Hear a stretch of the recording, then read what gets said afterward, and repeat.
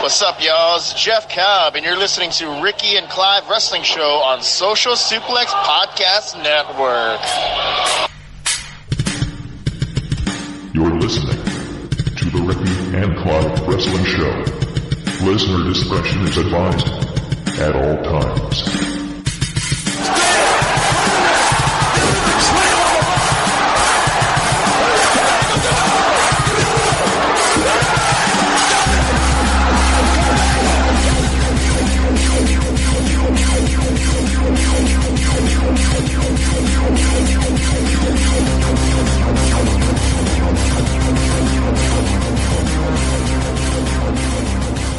Hello and thank you for downloading and listening to this spooktacular edition of the Ricky and Clive Wrestling Show, part of the Social Suplex Podcast Network.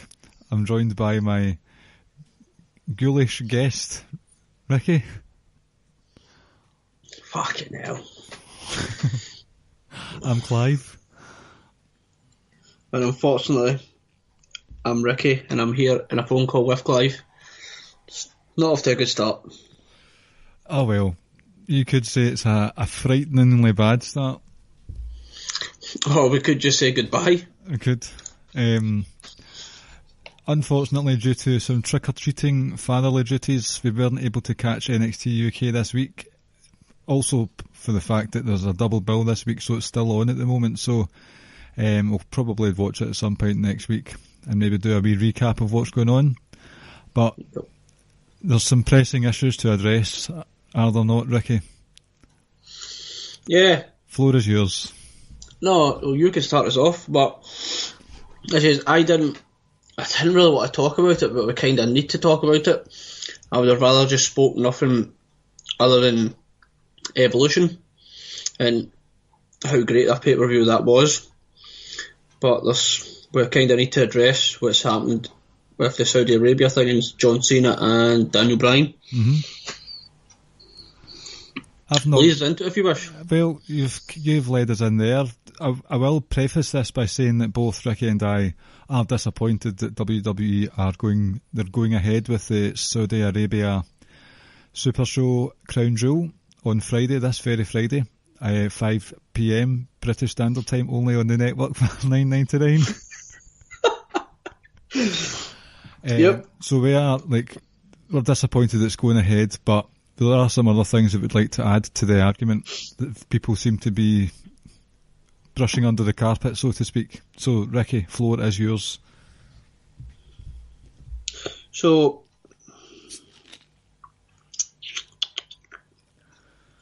John Cena, obviously,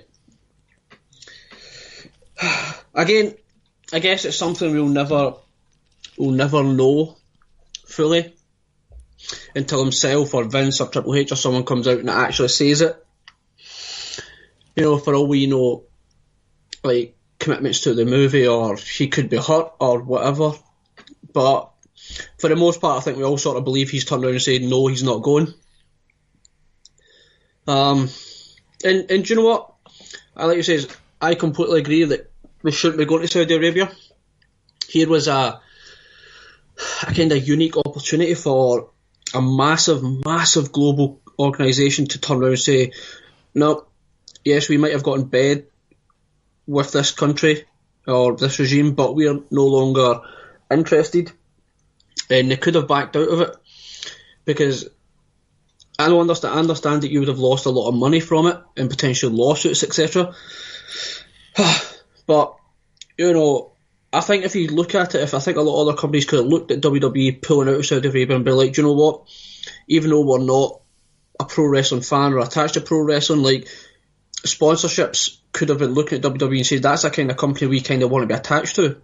So they could have got the money back in different forms of sponsorship deals.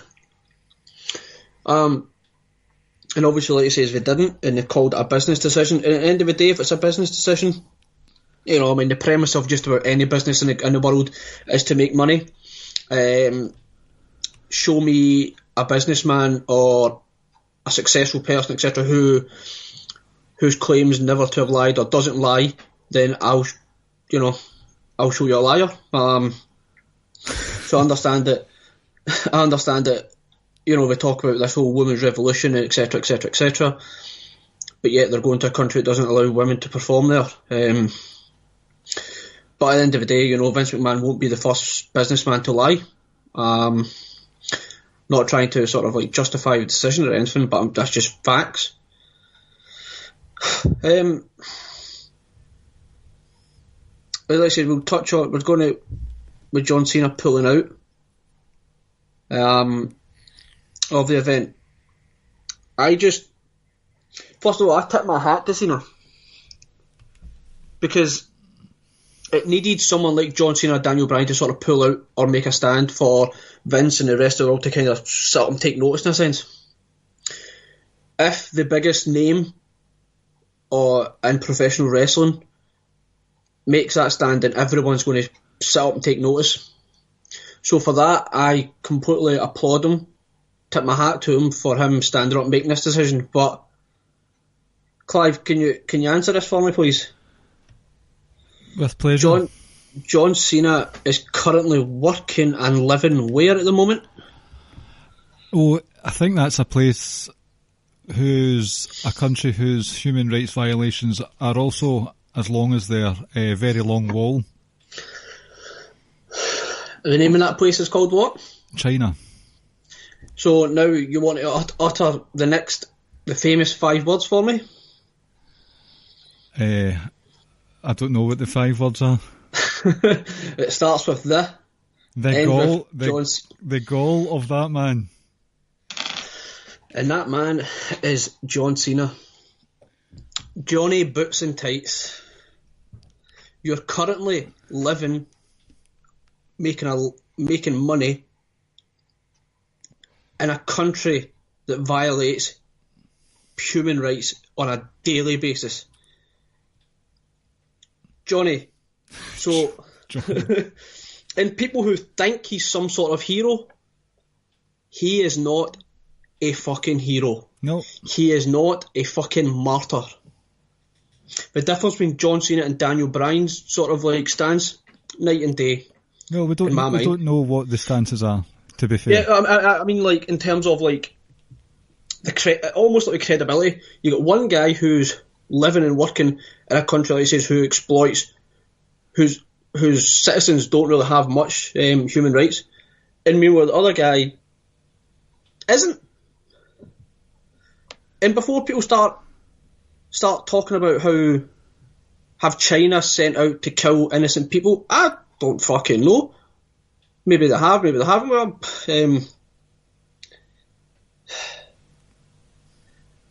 John Cena, like I say, works in a country at the moment and lives in a country like China, but is refusing to go to Saudi Arabia because who apparently could be the greater of the two evils.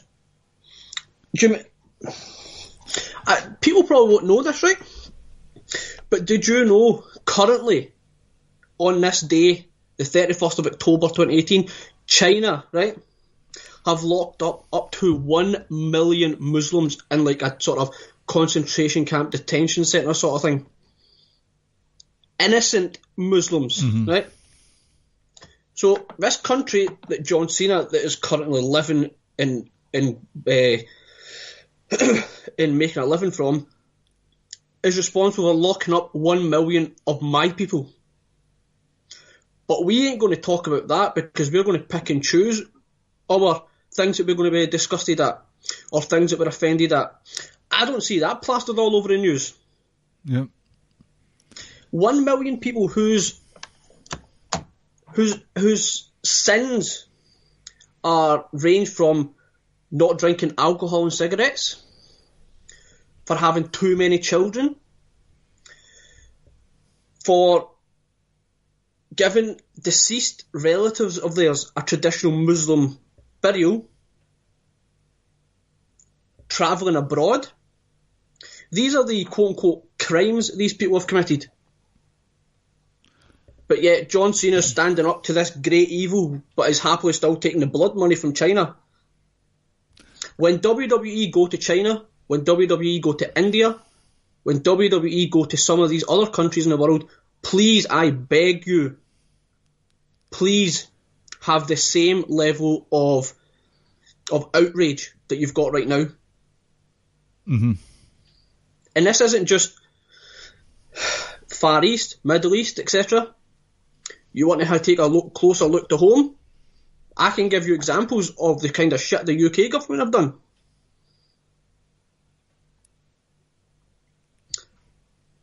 We have a systematic problem of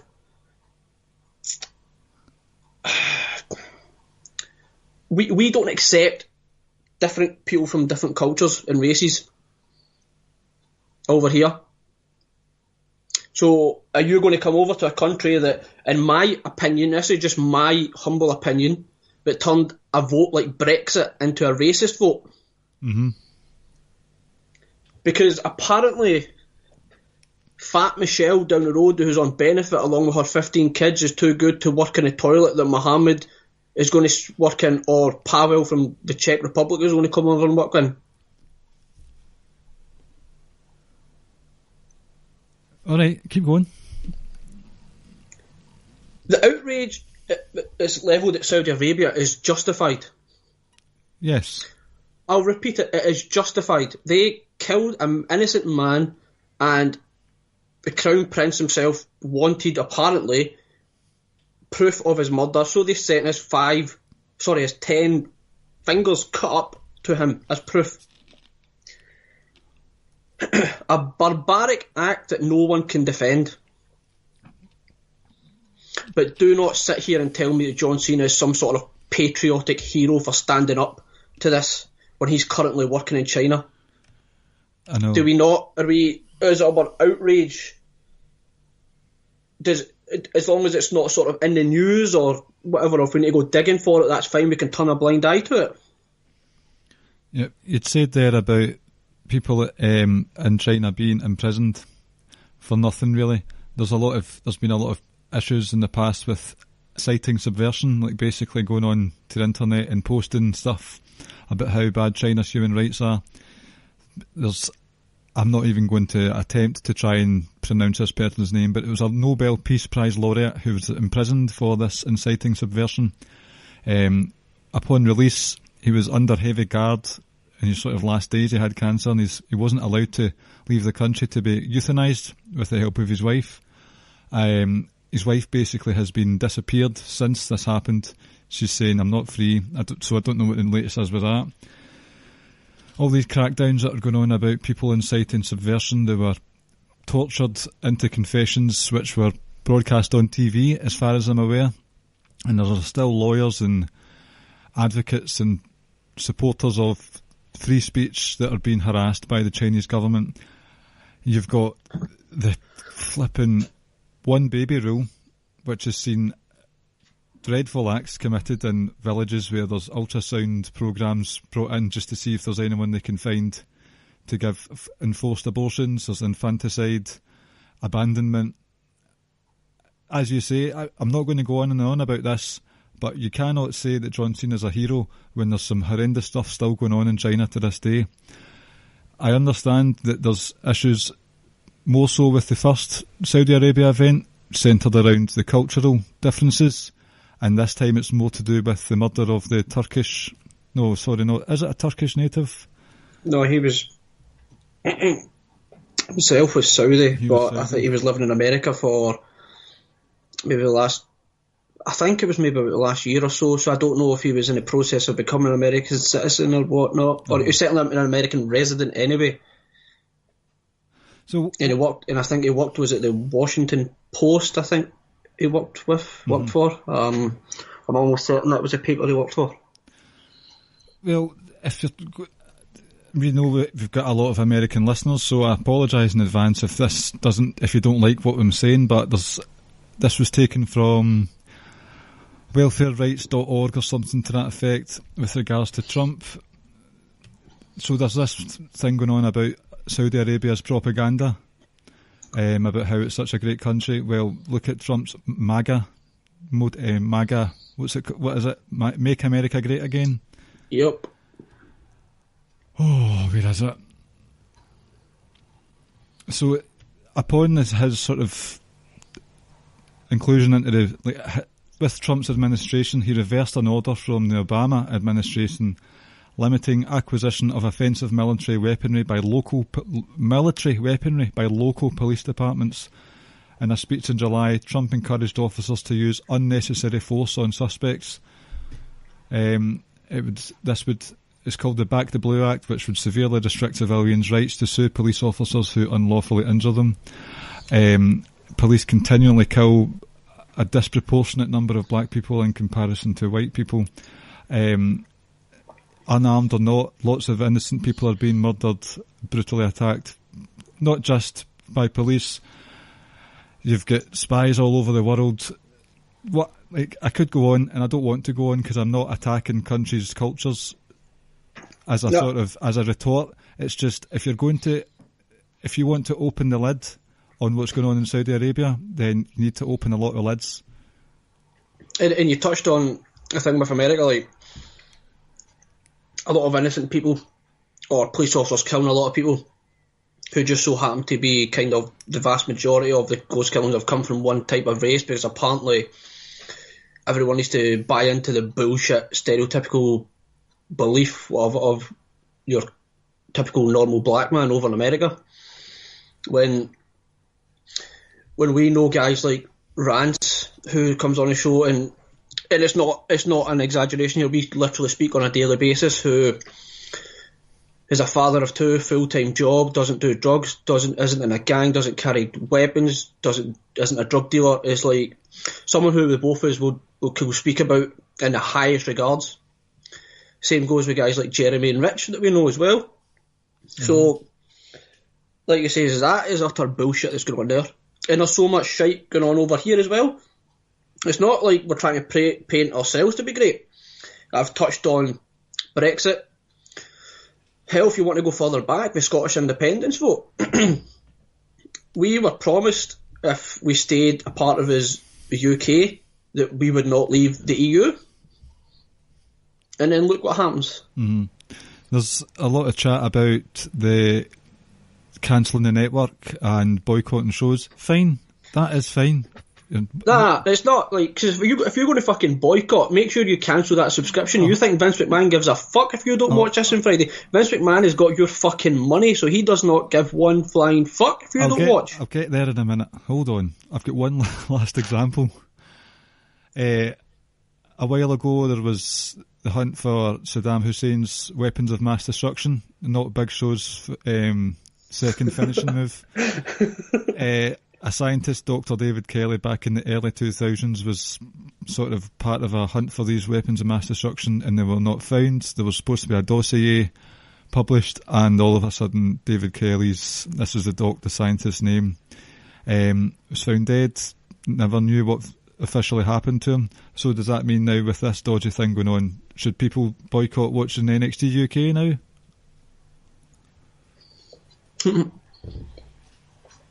And like I says, all governments are corrupt. Yes. Some may just order the killing of an innocent journalist. Some may decide to lock up 1 million Muslims for no apparent reason. Some may decide to put fucking young children in cages. Yep. Or you have, like I say, our government here who just bullshit and lied the entire thing about the independence up here just to get the vote. And then when it comes to, like I say, when it comes to Brexit, what that was turned into, in my opinion, because at the end of the day, we voted to stay a part of the EU, but our vote means fucking nothing because there's more people living in London than there is in Scotland. You want to go further back? Name called Willie McRae, who was a member of the British Army. He was a part of the Royal Indian Navy, and he was campaigning for Indian independence, whose death was a little suspicious, just a tad, who apparently committed suicide. Now, Clive, if you commit suicide with a gunshot head to your head, right? A gunshot wound. Yep. Just. I don't know if it was 1 or 2 bullets, right? But anyway, do you think once you've shot yourself in the head, you have the ability to throw your gun 50 yards away? So that was just ever so slightly suspicious. Unless there's some crazy post-humus... Yep. And then there's obviously another incident we could touch on if we really wanted to. Well, there's a look on your face that makes me think that we don't want to. We can touch on it if you want. Oh, I don't know what you're about to say. Well, we spoke about it earlier on the train. I can't remember. Or on a text message. I can't remember what it was. That's fine. I feel like I've made my point about this government. I feel I've made my point about what happens in China. Women are raped and treated like the stuff that comes out your backside in India. All over the place. Yep. Like I says, I have no issue with people having this much outrage to Saudi Arabia, because what they've done was, like I says, horrible, horrific. But just please continue and keep up this level of outrage when they go to other places that really violate humans and treat other humans like shit. And continue the level of outrage after the Saudi Arabia pay-per-view is finished. Most definitely. Because like I says, I'm not watching the Saudi Arabia event. But not because I'm going to boycott it. Because Vince has already got my £10 for this month.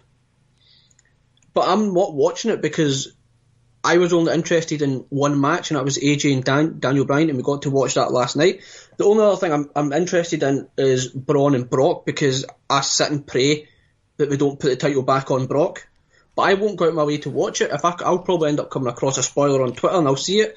If Braun wins, I'll probably just go watch that one match. I don't give a fuck about DX versus Brothers of Destruction. If that's what you're into, then okay, fine, enjoy it and watch it. I'm not watching it, but best believe it's not because I want to boycott it. It's just because I have absolutely no emotional investment in this pay-per-view. Mm-hmm. It's, despite it being on UK time at 5 o'clock on a Friday, it doesn't really suit me. No, 5 o'clock is an absolute terrible time for us. I know. It really is. Like, we're still finishing work, we're coming home from work, it's kind of near dinner time if you've got kids, you know. And then it's the weekend with the kids. If you want to make a pay-per-view friendly for us, Vince, just put it on 8 o'clock our time. Aye. We would appreciate that. That would be a bit more understanding of you. Yep. And the thing, see, going back to the Saudi thing, like, the worst thing about this from a WWE point of view is that whoever negotiated this 10-year contract needs to really have a look at themselves. Yeah. Who the fuck gets into bed with someone like that for 10 years? Is it not a Triple H thing? It might have been. I know Vance and Kyle touched on it, and Kyle says that, you know, if you're not going to sign that like release clauses or get out clauses, then, you know, like, someone really needs to have a good look at themselves. But like I say, going back to the original point, like, they had a chance to walk away from it and just be seen as like this, a real progressive company, but they've never done it. I can understand from like the contractual obligation, but see, at the end of the day, like, you can afford any lawyer to fight it, and you can afford to lose some money. But like I said, I don't know. I suppose, like, with Renee Young going over, who knows, that could be seen as some sort of progression if people want to look at it like that. I don't know. And for me, I'll stand by everything that I've said right now tonight, and I'll stand by anything that I've tweeted out or anything I say to anyone. Mm-hmm. I tweeted out straight after the Greatest Royal Rumble announcement. It was either just before or after or whatever, and I say something along the lines like, remember that day when Rome was built in a day? There's always going to be hiccups along the way when you're trying to get a country to change its way of living and thinking that's centuries way old, and I understand. But killing innocent people like the way they've done isn't a hiccup. You know, that's kind of showing that you want to make it look like you're changing, but in reality you're still not. But like I say, it's just, don't praise John Cena like, you know, like he's the second coming. He's out for himself here. He wants to, and on top of that, like, he doesn't want us to be associated with the Saudi Arabia thing because he's doing so much in Hollywood at the moment. That's fine. And that's what it is. Like, let's not beat around the bush and pretend that he's making a stand for the Saudi people or whatever. Bullshit. John Cena's looking after his bottom dollar. End of. He has done for a long time now. Yeah, but yeah, you'll continue accepting that Chinese money. Since you're willing to accept the Chinese money and you're you're loving life over there and whatnot, maybe you might want to stop by and maybe help out the brothers and sisters that are locked up, eh? Oh dear. Nah, and like I say, it's just a simple Google search will show you what I'm talking about. Mm-hmm. So, see, like I've seen it all over Twitter, it's everywhere. Oh, I'm cancelling the network or I'm boycotting that. Fine, but if you really want to make a stand, then cancel the network in droves, so that they will see that they've lost quite a lot of monthly income from the network subscriptions being lost, and then they might reconsider things like this in the future. Actually, go ahead and do it. Yep. Or, instead of maybe, or don't bother tweeting out, oh, I'm done with wrestling, and then a day or two later you're sitting here talking about Evolution. Yeah, I'll cancel it after I watch Evolution. Or have some backbone and follow through with what you're saying, instead of being a little bitch. But, also, the other thing I wanted to kind of touch on with the Saudi thing, two things actually was a lot of reports coming out saying some of the wrestlers don't want to go. And I know there's a bit of discussion in our group about mid-carders or other people outside of Cena and Daniel Bryan stepping up and saying, no, I'm not going. I kind of think they're stuck between a rock and a hard place, if I'm honest. I think if you look at some guys that are on the mid-card, for instance, I think, yeah, they might not want to go, but I think they're kind of thinking like, well, it's an income from a family, etc. What if suddenly I say I'm not going, they could freeze my contract, etc. So, like I said, I kind of feel bad for them in a sense, but if you're leaking this out to people, again, what I just said a second ago, follow through with what you're saying. Mm-hmm. Have some backbone and follow through with it. If you're not going to do it, then shut your fucking mouth and don't utter a word. I'm honest, that's my way of thinking. If I have such an issue with something, if I have such an issue, say, within a relationship or something at work, or if I have an issue with you, I'll actually speak, I'll say my mind and I'll say what I'm thinking to try and resolve the issue.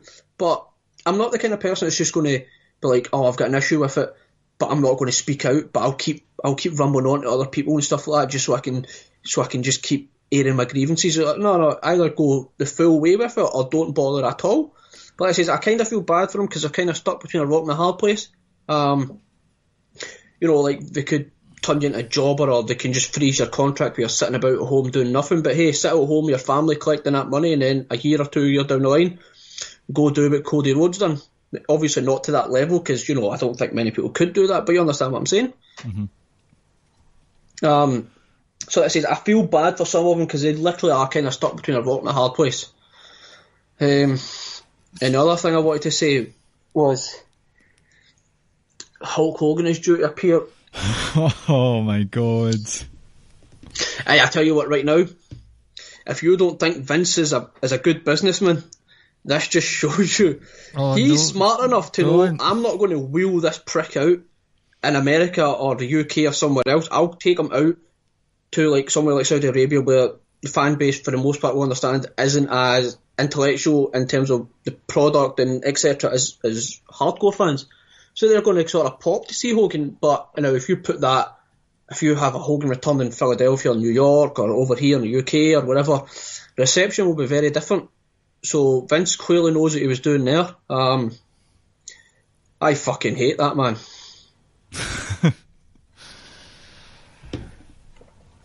Just an absolute disgusting, horrible person. Yes. And like I say, the same goes. If you're happy to see him back, then fine. I know a lot of people are like, no, I'm kind of I'm not cheering Terry. I'm cheering Hulk Hogan, the gimmick, the character, and that. Fine, whatever. If that's what you want, whatever. I just don't like the man at all. Everyone that came out, what he'd done. I've never been a fan of him anyway, even before that. That's true, yeah. And I mean, that might not mean much because I'm the guy that also isn't a fan of Ric Flair. But yeah, Hogan coming back, it's just... I mean, Vince has played it well in the sense that he's bringing them back to a potentially friendly reception, but yeah, fucking do not like that man at all. No. And I'd rather not speak about him again, but like I said, I kind of thought that was a big A big bit of news. It was inevitable. Disappointed but not surprised. Mm-hmm. Shall we move on? Yeah, I mean, we could go on about this subject all night long, but we kind of want to mainly focus on Evolution. But if we have offended anyone, then we do apologise. But do we fuck? Well, I do. I don't. But if you want to be woke, you need to be fully woke. At the end of the day, I mean, like I says, you can't be woke. Clive apologising. I'm sure Clive's going to give me grief for this, but I don't apologise for shit that I said. How many listeners do you think we'll lose? Aye, to be honest, I couldn't care less, because if you're going to stop listening to when we speak the truth, then, you know. Okay. I've got more breaking news for you. Oh, God. Ben and Jerry's ice cream. I saw that. They're opening you saw what? Oh, no, I think they brought out some kind of new flavour or some kind of dodgy flavour. I thought you were going to tell me about that, but anyway. Well, they're bringing out WWE-centric flavours, and the first one they're going to bring out is Caramella Choo Choo. Oh, for fuck's sake. That's terrible. Yeah. That's like 3 bad jokes. I had to lighten the tone. I had to. Yeah. Our next topic of conversation, we'll lighten the tone. Yes. I said, if you're offended by what we said, then, you know, so be it. Okay. Will we talk about Evolution then? Mm-hmm. What did you like? Did you like the card? Did you like the show? Sorry, not the card. Loved it. Loved it. Thought it was so good.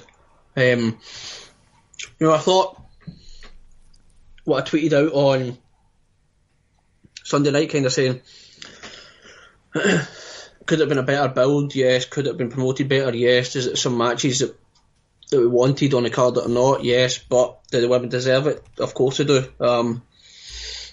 Everything that build up to it, everything was an afterthought. You know, I kind of thought the week before it that we'd go into overdrive, but then you had the whole Saudi thing, and then you had the Roman Reigns leukemia announcement. Mm-hmm. So it was almost like Evolution took a back seat yet again. But the matches were excellent. You know, even if there was a couple of matches you didn't really care about, or you weren't that enamoured with, you kind of forget about it. You just, because the overall rating of the show was excellent. I said that 6-woman tag, you know, even I know a lot of people are down on the main event, but see, overall it was everything was really good, I thought. Most of it. I was pleasantly surprised with Lita not dying this time by a moonsault. Yep. So they seemed to be in better shape than they were in the Rumble in January.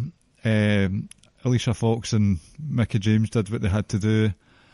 The crowd were into it. I think, like we've discussed before, crowd can have a big impact on a pay-per-view or a specific match, as we saw with the IC title match between Seth Rollins and Dolph Ziggler, whereas on Sunday night it was all pretty positive. They cheered when they were supposed to cheer, booed when they were supposed to boo for most of the matches. That was fine.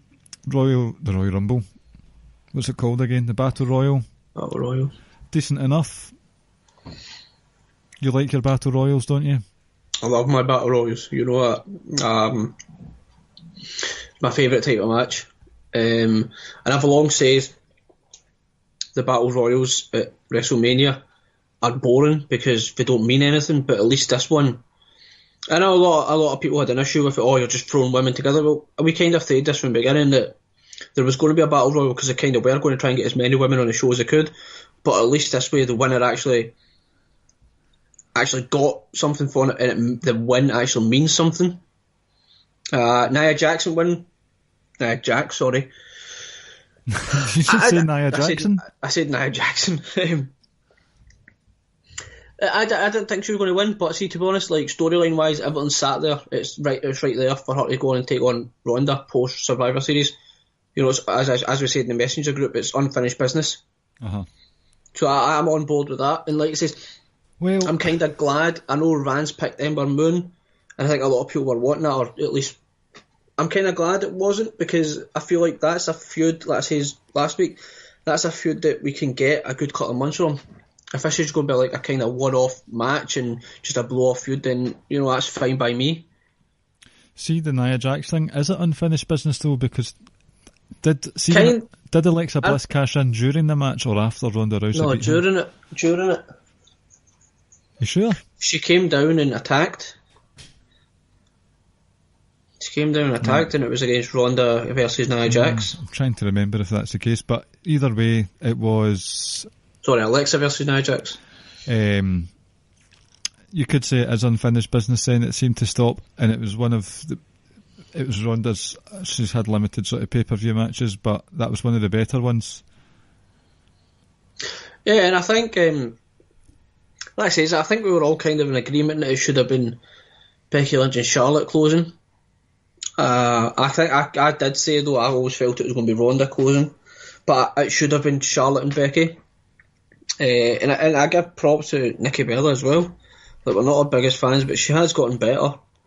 It was a solid match. Like, it's not a match I'll go back and watch, and it's not a match I'm going to sit and criticise. It was a solid match, like I say, but the pay-per-view should have ended with Charlotte and Becky Lynch. Yeah. See, that match was cracking stuff. See, the whole thing about this, I've enjoyed what Becky's been doing, but up until Sunday night, I wasn't on the whole bandwagon of her being the best in the company right now, but that was a special performance by both women, but Becky Lynch was unbelievable on Sunday night. This whole thing that's been going on with her, she's feeling that she's been cheated out the title, that resultant beatdown, lashing out, whatever you want to call it, of Charlotte at SummerSlam. It's instilled in Becky a belief in herself, maybe more powerful than the belief that she would have had if she'd won the triple threat fair and square. I don't know, it's hard to say obviously in hindsight, but that self-belief's justified with the clean win at Hell in a Cell. And since then, she's just wielded that power over Charlotte time and time again. Even some of the other women in the locker room, on Twitter, in interviews. Doubts have cropped up with her disqualifying herself in Australia. She's walked away a couple of times, but I don't know, is that just mind games? Mind games to make Charlotte more frustrated and more susceptible to that bullying. And because of that, she's tapped into that manic, hysterical, see what I loved about the Hell in a Cell match that Charlotte had with Sasha.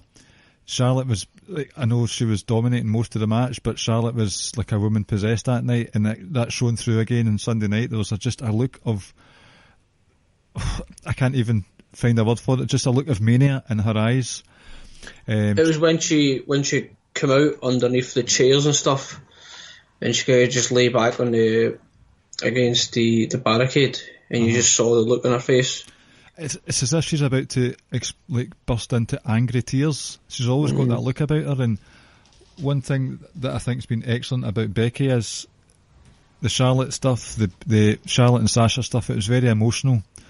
There was always a glaze of sort of tears brimming in the eyes, and they have been emotional to watch. But Becky, I've picked a picture that Becky Lynch put up on her Twitter to put on this sort of podcast thumbnail, and she's just got this look on her face. She's got welts, bruises and small cuts all up and down her arm with some of those vicious kendo stick shots. She's holding it tight aloft, and she's just got this power pout on her face saying, "Do not fuck with me, because I will beat you down." And that lack of emotion is making her rise, cleanly beat Charlotte time and again.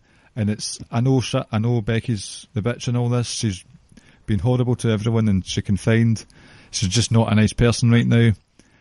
But it's hard not to applaud her, because this commitment to character reminds me a wee bit of the likes of Neville and Ciampa, where they've just committed to the character 1,000% on Twitter and interviews. They're not backing down at all. It's a joy to watch, and I think it's safe to say for me that Becky is maybe it probably is the hottest commodity going right now.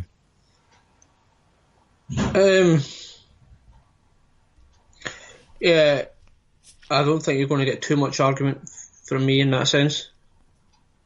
Yeah, like I said, she probably is. Certainly in the WWE, she probably is. That match itself was just spectacular as well. You know how kind of when you get like when it's like a Hell in a Cell or just a last man or last woman standing match, like a lot of people feel like everything in the first sort of like 95% of the match doesn't mean anything. It's generally just that last 5 minutes. But everything in this match felt like it meant something. Like even when they were like, going through the crowd, it's like Becky was trying to get away as if she's given up, she doesn't want it anymore. You've got her tapping out, and then at the end, where the leg drop through the table with Charlotte, and then the power bomb as well. And even the way it finished, it was excellent because Charlotte was doing her absolute damnedest to get up, but she just couldn't. Her back was just too sore. I thought that was excellent as well. I say from top to bottom, that match was unbelievable. I'm not, for me, almost like the way I kind of look how great matches are. Sometimes we sit and say, oh, that's a 4 or a 5-star match. I generally don't really do that, but I heard a lot of chatter that was like 4.5, pushing on 5, etc. Like, at no point during the match did I sit and think about stuff like that, and that's when I kind of find myself like knowing that's when it was a really great match, where you just kind of just lose thought of everything. You just kind of get caught in everything in the match. Yes, yeah. I won't quantify it with a rating or anything like that. I would say my ratings kind of are very more simplistic in the sense that would I go back and watch this match a couple of years down the line? And yeah, I would, without a doubt. Actually, just for me, it's simple as that. I was considering watching it again this week. Yeah, that says it should have closed, but that was just sort of like one of like 3 truly great matches on that card, though.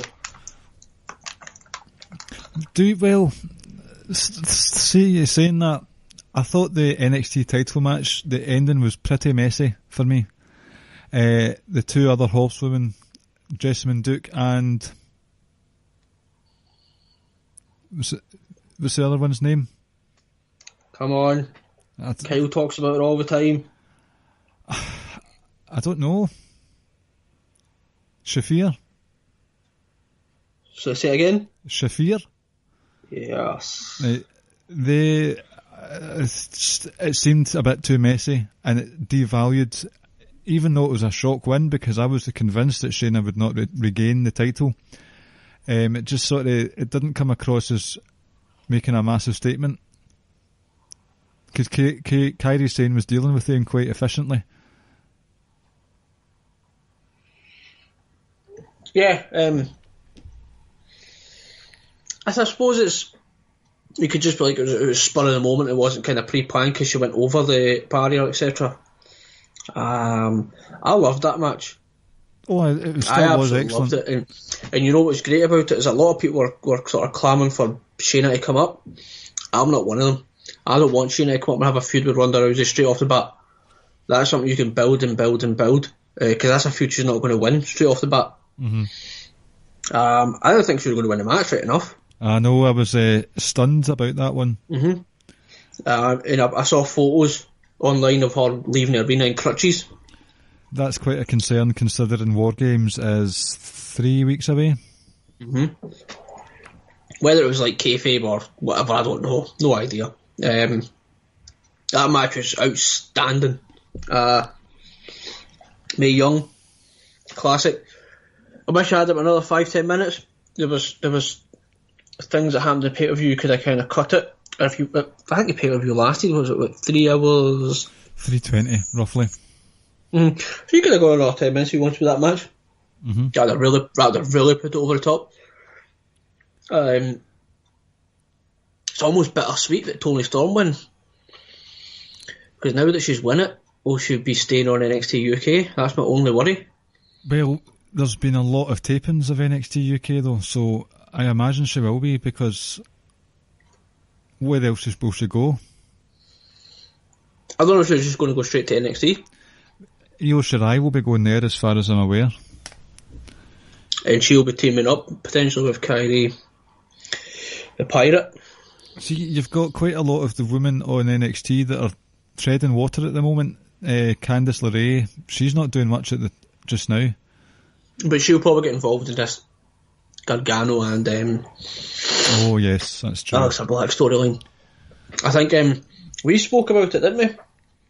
How if the two horsewomen come into NXT and we kind of get like a heel faction, a woman yes, faction. a heel female faction. We were kind of excited about that, and like you says, you could the Kyrie Sen could hook up with two wrestlers, take on them three. Mm-hmm. I probably wouldn't say maybe War Games is too soon to have that kind of match, but you could maybe drag it out, or you could do it in a normal NXT tape. I don't know. Did you catch any of the Mae Young Classic? Because you said you were going to try and binge watch it beforehand. Bits. There was one, I can't remember what round it was. It might have been the last episode of the first round, where it's just the whole hour was just fantastic from start to finish. But I can't remember. Some of our listeners will need to help us with that one. It might have been episode 4 or 5, one of those two, but that was just cracking. Excellent from top to bottom that night.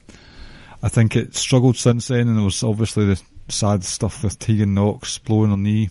Literally, like she'd said herself, it exploded, and I think it did. So that was a shame. Rhea Ripley, I think she's been watching some Pete Dunne videos. There are a lot of mannerisms that she does that are similar to him. She's just got that nasty streak to her, and I'm not giving much away spoiler-wise, but she will be involved in one of the Fringe programs in the future. So it's a good future for Rhea Ripley. Yeah, and obviously that could be a Tony Storm feud as well down on NXT UK. Uh-huh. Like I say, I just really want Piper Niven to be in NXT UK. It's going to be a long time before that happens, I think. I know. But yeah, overall thoughts on Evolution was, I absolutely loved it. I would hopefully this is going to be like a yearly thing. And then, like I said, next year it could be like it'll now be sort of be treated as a normal kind of pay-per-view in the sense that you might not see the Mae Young Classic final might actually become like a traditional part of that, but you might not see the NXT title being defended on it. You might actually see proper feuds going into it, bar outside like 2 or 3 that we had coming into it. So yeah, I'm excited. Hopefully they keep it going. Hopefully this is, like I say, a regular thing now. See, I was thinking through it. Well, after it, I didn't really want this to be, oh, this is the first ever women's pay-per-view, let's celebrate that to the hill. I just wanted it to be good. And at no point throughout the show did I think, where are the men's matches? No, like I was engaged throughout. No, the men's could never come into it whatsoever. Like I say, there's so many great wrestlers, female wrestlers in that company. Like I say, the men didn't even remotely come into my thinking whatsoever during watching that entire pay-per-view. There was a bad mark for it for me. That was a 6-woman tag match. That was, I mean, how often are the Riot Squad going to be used? They're ineffective. There's 3 of them. They cause havoc. They literally cause riots, trash dressing rooms. But see, when it comes to it, they just lose the matches when it matters, and they've not got much momentum at all. I don't see any future for them as a team, unless Ruby Riott breaks out a bit more. I thought Sasha Banks was poor. There's quite a few bad botches in the sort of last 5-10 minutes. A couple of those meteoras that she does just looked like botched Luthes edge presses. Channeling some Brie Bella, she's trying to vault over the ropes. Oh, that was bad. Landed terribly. Do you think with this news came out where she's saying she had concussion issues? She's quite outspoken with regards to how she's used. Do you think there's confidence issues with Sasha?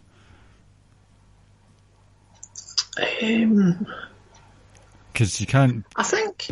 I suppose we would all kind of be like kind of less confident if we weren't utilised the way we kind of want to be, whether it be, like I say, whether it's the wrestlers or just sort of general life where you go into work, etc.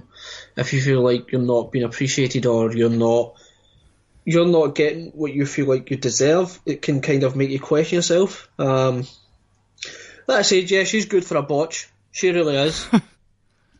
It's a shame because she was in such a peak.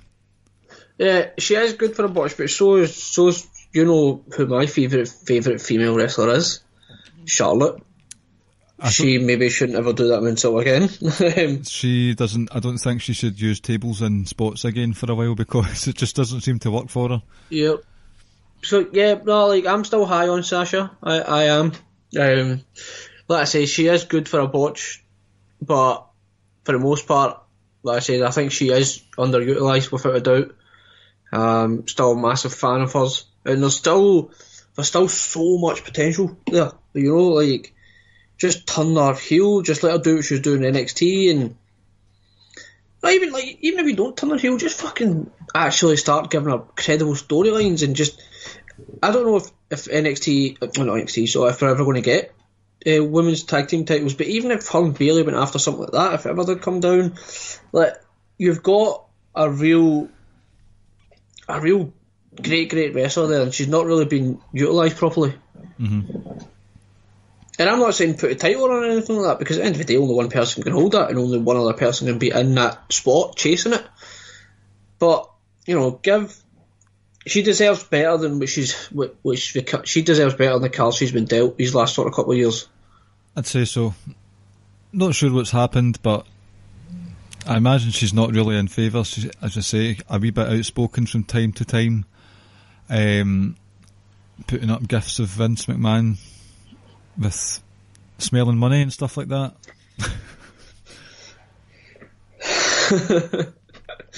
No, it's like she should be treated much better. She should, but try not to do the nonsense over the top rope. Oh, that was like she was lucky that the Riot Squad were able to get her there. But even at that, like it looked like she was going to land kind of safe anyway. And as she landed, it kind of looked like when it caught her, it always felt like, oh well, that kind of looked like it was meant to happen. If you know what I mean. Like obviously it wasn't, but so it could have looked a hell of a lot worse. But yeah, it wasn't pretty. Aye. So the one of the matches that's been confirmed, there's been a couple confirmed for Survivor Series in a few weeks' time, is there will be a 5v5 women's match. Paige asked Charlotte if she wanted to be in the team, and Charlotte's a bit tentative about it at the moment because I think she will interfere in Rousey's match with Becky, but that's just fantasy booking. Give me who do you think will be, who do you want to be the 5v5? Because who do you think's a harder question? Right, from the Raw side. Who is it? Who do I think or who do I want? Who do you want? So I suppose Sasha, Bayley, Natalya, one of the Riot Squad, probably Ruby Riot, and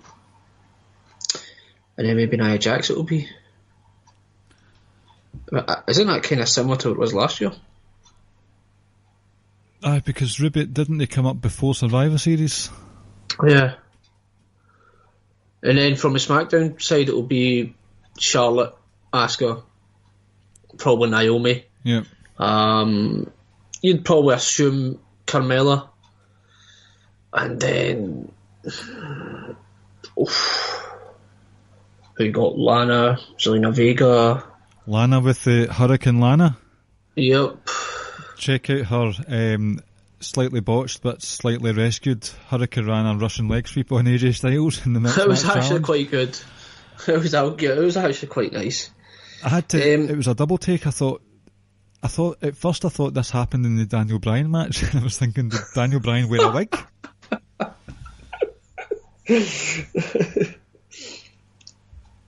Yeah, do you know what? The disappointing thing with Crown Jewel being this Friday, but they're really not going to get much of a build for Survivor Series. You know, because it's 2 weeks away. Well, just over 3. It's like there's only going to be 2 more Raw and SmackDowns left now. They'll need to big it up considerably. Well, I mean, the first 2 matches I'm excited for. Nakamura Rollins. I know Nakamura's kind of been irrelevant for about ever since he debuted. Outside, obviously, he was in a feud with AJ. I know he's a US title champ, but when the hell was the last time he even defended it? Did he not defend it last night? Can't remember, did he? R-Truth. Oh, yeah, that's right. See, that just shows the impact that its US title run's having, though. It's a very poor US title run. But is it like... Hopefully that changes post-Survivor Series, but him and Seth Rollins, that'll be a good match. Maybe. And then Becky and Ronda Rousey as well. Then you'll obviously get the traditional 5-on-5 male, and like you say, as a female. You would assume we're going to get 2 tags as well. Uh-huh. Yeah. But I say, it's just unfortunate we're really not going to get much of a build, because I thought last year's build was really good, especially when we first had that the New Day and the Shield interactions. Yes, that was good. See, and do you know, two of the best things was when the Usos came down at SmackDown and Roman popped up and they both just kind of, for a split second, all 3 of them just kind of looked at each other and they were like, oh, and I thought that was excellent storytelling. And then when everyone was fighting, Kurt comes out and he's waving Braun to come out and his music hit. Like, at that point you just felt, Braun's a fucking star. So, like I say, the build's not going to be great. I don't think. There's just not enough time. But I'll look forward to it. Yeah, when you've got these super shows that they've got going on all around the world, and you've not got time to promote properly, sort of book, plan, right for one of your big 4, it's been a busy 2 months, and I think they might suffer for it. I mean, you've still got Ronda, Becky, so there is that. You've potentially got Braun versus AJ.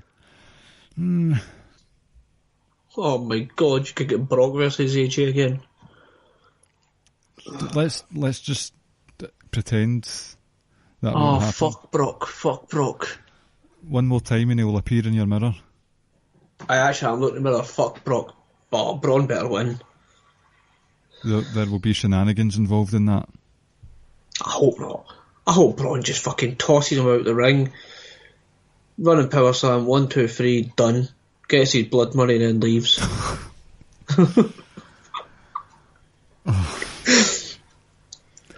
See, with regards to Raw and SmackDown this week, I mean, there wasn't that much to help move towards Survivor Series, apart from a couple of match announcements. There is that.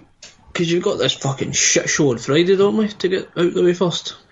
Oh, it's such a bad card. It's a fucking horrendous card. There is hardly any youth in that card at all. And it just kind of shows you how much they're catering to that audience. And that's fine for them. But, nah, no interest in that whatsoever. None. How did you think Dean Ambrose handled himself this week? Do you hate him more? He's such a bastard. And that's just the great thing is, like, I think I don't know who the tweet was from, so I'm not going to take credit for this, but it seemed excellent. So you've got Survivor Series coming up. Dean might come down and cost him a match against Nakamura. Then you kind of just get past December. There might be a wee match there, or who knows. But then the Royal Rumble, they kind of cross paths, and then you could run this all the way through to WrestleMania. You could. And I'm glad Ambrose didn't talk. I'm glad he just kind of stood there, and Seth stood there looking at him like, "What the fuck are you doing? Like, what is going on?" kind of thing. This is a storyline they've always hit on. The first time round it was excellent. When they got back together it was excellent. And now, again, it's excellent. Like, just keep it going. There's no need. I don't want to see anything rushed. Just keep taking your time. I like that this is getting the slow burn, because it's making, as we've said before, it's making this story quite mature in terms of they're not just doing Vince Russo booking and flinging corvettes filled with cement one week and then Vince McMahon pissing his pants the next week. It's, well, that was all good, well and good. This is like a good story that's going on throughout, and it's annoying to see Dean act like this, so you want him to speak, but he won't, so he's just a dick for it. Yep. I know I said I would see it, but through the trick-or-treating plans earlier, I didn't really have much time to see anything of SmackDown, so I haven't seen the AJ versus Daniel Bryan match yet. Have you seen it? Yeah, it went on for like 25 minutes or something. It was fucking excellent. Very good. It was so good. And then you get Joe coming back. I love Samoa Joe, right? But fuck, man, I want to see that match again. No, because we know what the outcome will be. I know, but then I also thought, just imagine Vince puts the title on Joe just to sort of stick it to Daniel Bryan that one little more. Do you know what I was thinking? Maybe Vince is sticking it to the Saudis a wee bit by making this World Cup only US, by saying America's the best. You get a shitty trophy that means nothing. It'll be another green belt, and then Braun Strowman and whoever wins the World Cup could have a Saudi Arabian champion unification match and a TLC match. I suppose the thing is that Shane came out and says to the 4 participants on the SmackDown side, or whoever loses in the final will never be on SmackDown again. You're fired from SmackDown. So this was a way to get someone over to Raw. But it's kind of presumptuous. Oh no, they will get to, because it's going to be Raw on one time, SmackDown the other. So whoever it is, I'm not entirely sure. I think it'll probably be either Ray or Jeff that move over. I actually could give a fuck about Randy Orton. Go away, Randy Orton. Shout out to Kyle. So yeah, it's probably just a way to get someone over there. Whoever it is, no idea. I just hope it's not The Miz, because I still have hopes we're going to get Miz versus Daniel Bryan for the title at WrestleMania. Miz does well wherever he goes at the moment, though. I know, but I want Miz Daniel Bryan, though. That's fair enough. But yeah, the New Day came out dressed as a brood. See, that's cool, but stop with the gimmick stuff, please. It was just because it was Halloween. By the way, the Brood's entrance music is one of the absolute all-time greats. That's a banger. It's unbelievable. Shout out to Jim Johnson. But is that his name? Jim Jones. Although that GIF that you, or GIF or whatever the fuck, tweeted about the Cowboys, that guy's name is Jimmy Johnson, so who knows, you could have been giving him a shout out. I could have also been shouting out the former Celtic and Rangers player, Jimmy Johnston. No, that's, what do you call him? Derek? No. What's that guy's name? I'm getting confused. You're getting confused. Or you could have been shouting out the former, doesn't matter, forget it, let's just move on. I can't remember. I've just embarrassed myself with some bad Celtic history knowledge there. Yep. Profusely apologise. Anything else you want to cover? I don't think so. I think we hit on everything we want to talk about. Yep. Did we? I'll just have a quick look at the doc. No, that's it. The doc says. What does the doc say? He's not going to be saying too much for soon, unfortunately. Alright. No, I think that was it. Managed to say everything I wanted to say in the opening segment. Touched on Evolution. Happy enough, unless you want to send out another apology. No, I'm done apologising. As a Timberlake, is it Timberlake? Timberland once said, "It's too late to apologise." I don't want to apologise, like I said. Well, let's quiz me then. Let's do it. Right, just be quiet so I can splice in the music.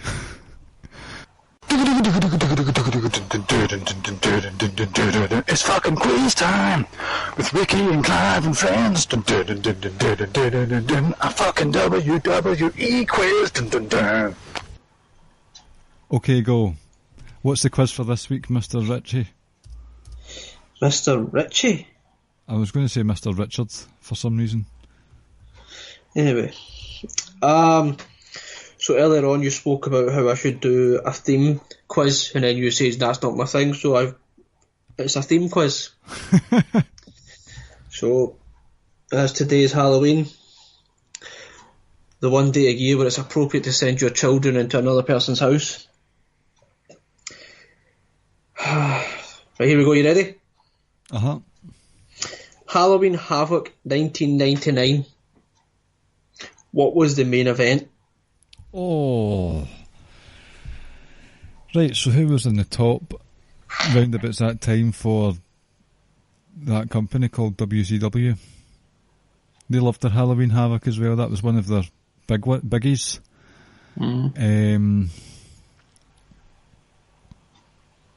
going to go out on a limb and say Hulk Hogan versus... Wrong. Okay. I'll give you another guess. Kevin Nash versus Psycho Wrong. Sid. Goldberg versus Psycho Sid. You got one of them right. Goldberg versus DDP. No, that's wrong. Right, I give up. Goldberg versus Sting. No memory of that match happening. Halloween Havoc 2000. Booker T beat who for the WCW Championship? What year? 2000.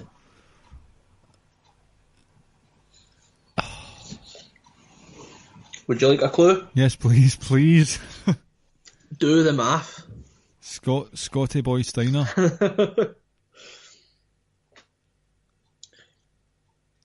This event took place where? Universal Studios. Las Vegas. That was close. So the last ever Starrcade event under WCW, the world title match was...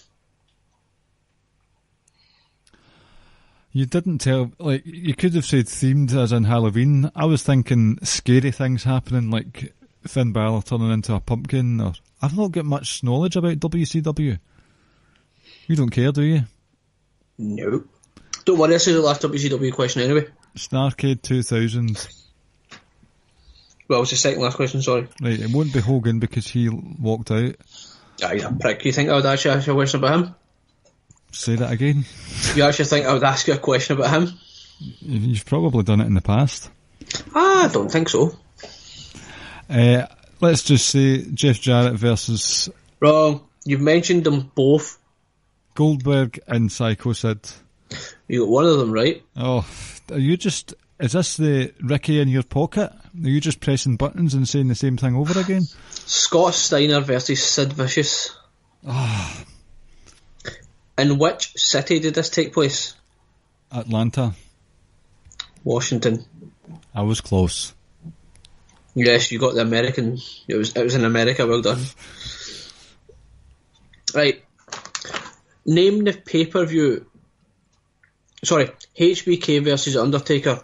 The Hell in a Cell match took place at which pay-per-view? The one where Kane came. No. Bad Blood. Arrived. Sorry. Bad Blood. Correct. 97. Triple H versus Cactus Jack at No Way Out 2000. Mm-hmm. The Hell in a Cell. Mm-hmm. What was the stipulation in that match? If Triple H defeated Cactus Jack, Mick Foley had to retire from the world of professional wrestling. I mean, I'll give you it. Cactus Jack had to retire if he lost.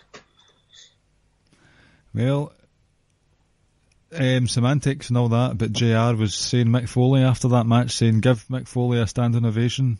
If you don't, you're fine, I gave you the point. There's no point in arguing with me. Right. Kane versus Undertaker. The last ever Buried Alive match took place at which event? Oh.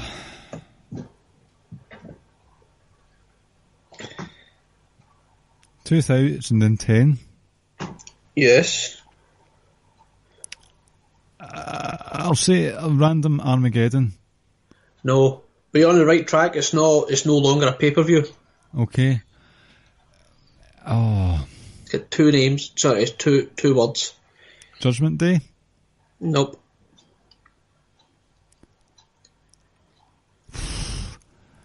No clue. Bragging rights. Oh, God. You'll like this one. No, I won't. No, you will. We've joked about this stuff before.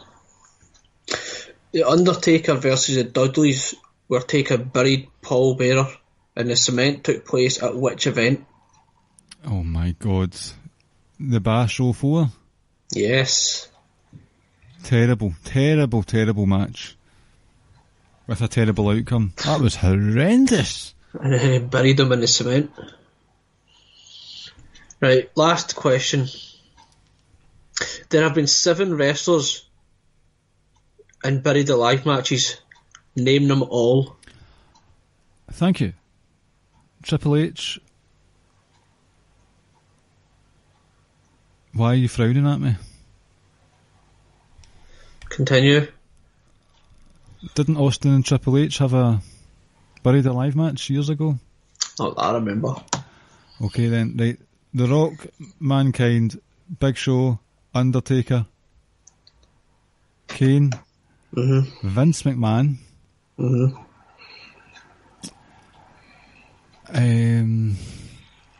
I've not got any more. I can't remember anymore.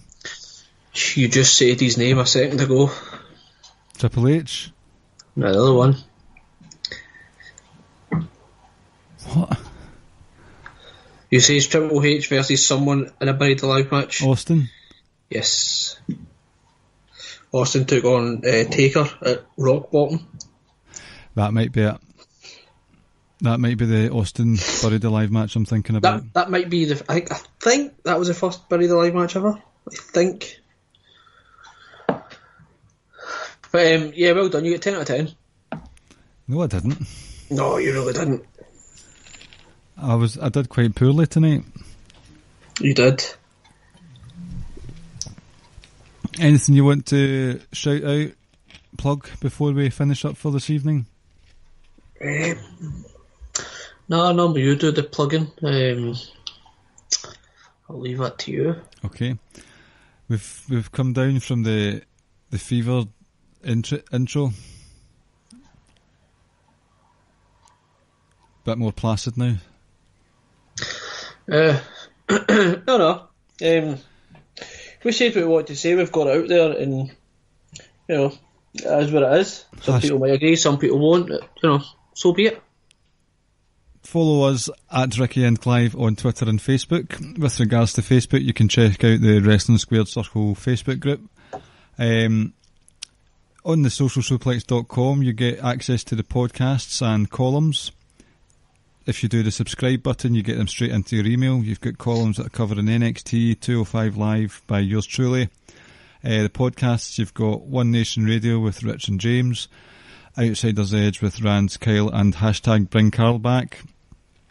Keepin It Strong Style with Jeremy and Josh, and Grown Men Watch This Shit with Chris and James Vanderbeek / Jeremy.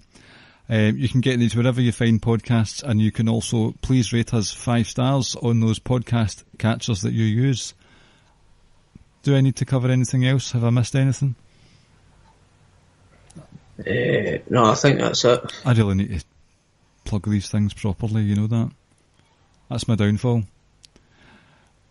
No, I think you do a decent enough job. So the Wrestling Podcast Awards, we're in the category for Best Plug. Best Plug. Best Plug.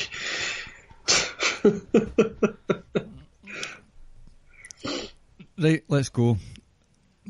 Don't enjoy Crown Jewel if you don't want to. Nah, don't even watch it because it's an absolute fucking shit show of a card. the music for it's excellent though. It really is. Oh, Moses. Oh, right, okay. End it like this, on you go. See, they're bringing what a way to break into it. Oh, Moses. Moses has come back alive and he's got into the wrestling business. But he's stealing a lot of moves from The Rock. And The Rock, like, so he's doing the rock bottom, people's elbow, spine buster, all that stuff. And Moses gets to meet The Rock backstage, and they're talking about the moveset, and The Rock says, "Hey, let my people's elbow go." Let what? Let my people's elbow go. When do you think of these? I don't know.